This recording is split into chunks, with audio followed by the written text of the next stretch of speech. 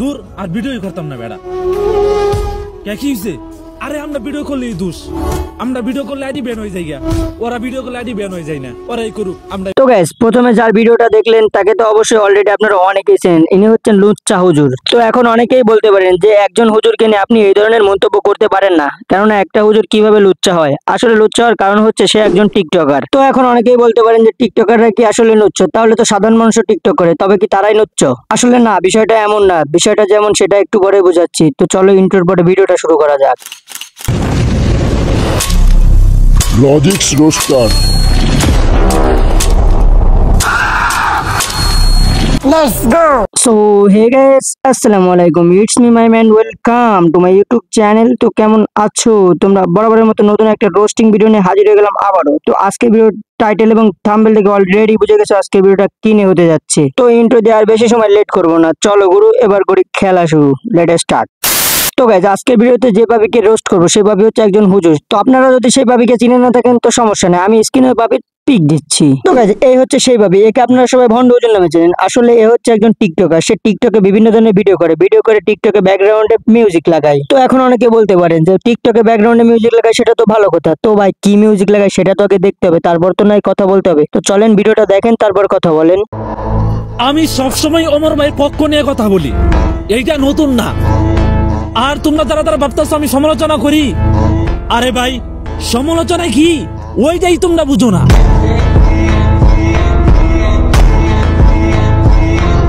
তুই যাকে নিয়ে কথা বলবি বল, তুই যাকে নিয়ে কথা বলবি সেটা আমাদের দেখার বিষয় না। কিন্তু তোর মাথায় টুপি আছে, মুখে দাঁড়িয়ে আছে, অথচ তুই একজন টিকটকার। তো ভালো কথা, টিকটক করিস, টিকটকে হুজুরদেরও ভালো ভালো কন্টেন্ট থাকে। হ্যাঁ, তুই যেহেতু হুজুর হয়েছিস, তোর মাথায় টুপি আছে, দাঁড়িয়ে আছে, তাই বলে কি তুই টিকটকে ভালো ভালো কন্টেন্ট না দিয়ে তুই একে নিয়ে কথা বলবি, ওকে নিয়ে কথা বলবি, ওর ব্যাকগ্রাউন্ডে তুই আবার গান সং লাগাবি? তো আসল কথা হচ্ছে যে হুজুরদের নিয়ে যদি কোনো কথা বলা হয় তাহলে হুজুররা বলে যে ওরা কিছু করলে দোষ হয় না, কিন্তু আমরা কিছু করলেই দোষ।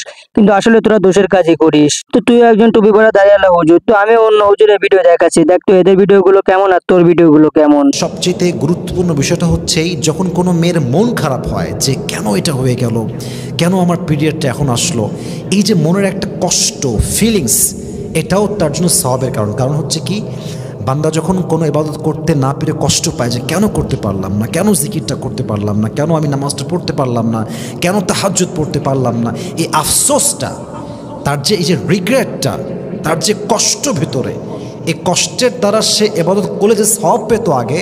হ্যাঁ, তবে তুই এই হুজুরের ভিডিওগুলা দেখ। এই হুজুরও তো একজন হুজুর, ইনার মাথায় টুপি আছে এবং মুখে দাড়িও আছে। তা ইনার কন্টেন্ট গুলো দেখ আর তোর কন্টেন্ট গুলো দেখ। তুই মাথায় টুপি মুখে দাড়ি নিয়ে কি টিকটকের ভিতর রাজনীতি করতে আইসুস? তুই টিকটকে এখানে কথা বলবি, ওখানে কথা বলবি, বলে আবার তুই ব্যাকগ্রাউন্ডে গান লাগাবি কেন? এইগুলা কি?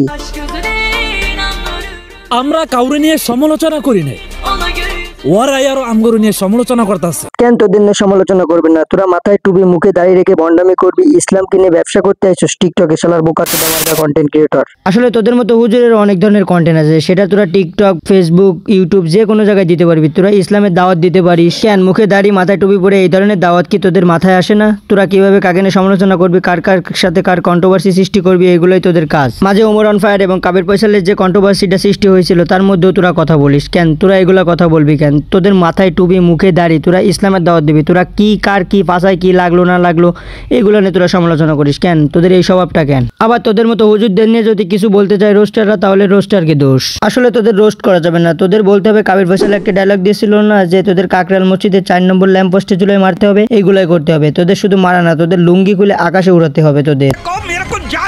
তো যাই হোক, আজকের ভিডিওটা এই পর্যন্ত। যদি ভিডিওটা ভালো লাগে ফটাফট like, comment, share and subscribe করে দেবেন। চিলড্রেন স্টে সেফ, দেখাবেন নেক্সট কোনো রোস্ট ভিডিও। তত সময় সাথে থাকুন এবং আমাদের পেজটি ফলো করুন। ধন্যবাদ। ও হ্যাঁ, আর একটা কথা, এরপর কাকে ধরবো সেটা অবশ্যই কমেন্টে জানাবেন। আপনাদের কমেন্ট অনুযায়ী এরপরে তাকে রোস্টে আনবো।